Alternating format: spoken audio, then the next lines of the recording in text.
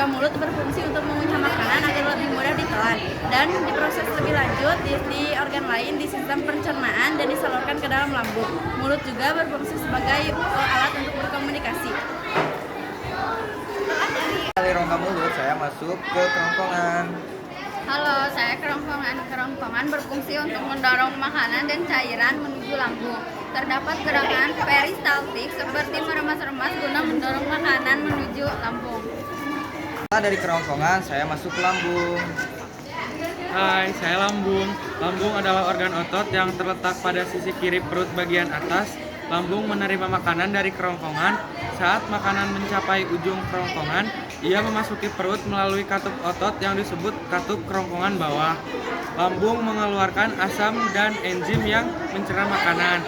Di dalam lambung juga terdapat enzim-enzim. Hai, saya HCl berfungsi untuk memecah protein dalam makanan. Halo, saya berperan sebagai enzim pepsin.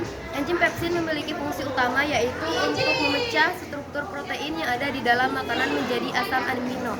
Hal ini berguna untuk mempermudah penyerapan nutrisi di dalam usus. Saya juga berperan sebagai enzim renin. Enzim renin berfungsi untuk menjaga kadar natrium dan kalium yang normal dalam tubuh agar tetap stabil. Dari lambung ke usus halus.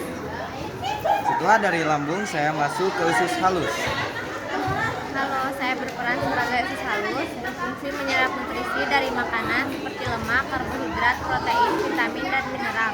Dan setelah nutrisi diserap di usus halus, sisa makanan mengalami pembusukan di usus besar.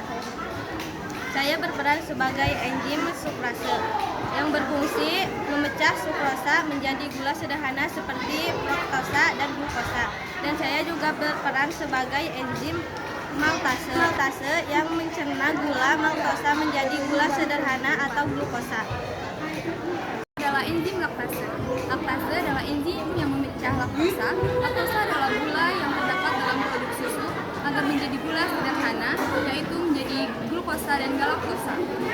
Lalu selanjutnya ada enzim erepsin. Enzim erepsin berfungsi untuk mengubah polipeptida menjadi asam amino. Halo, aku lipase, berfungsi memecah lemak menjadi asam lemak dan gliserol.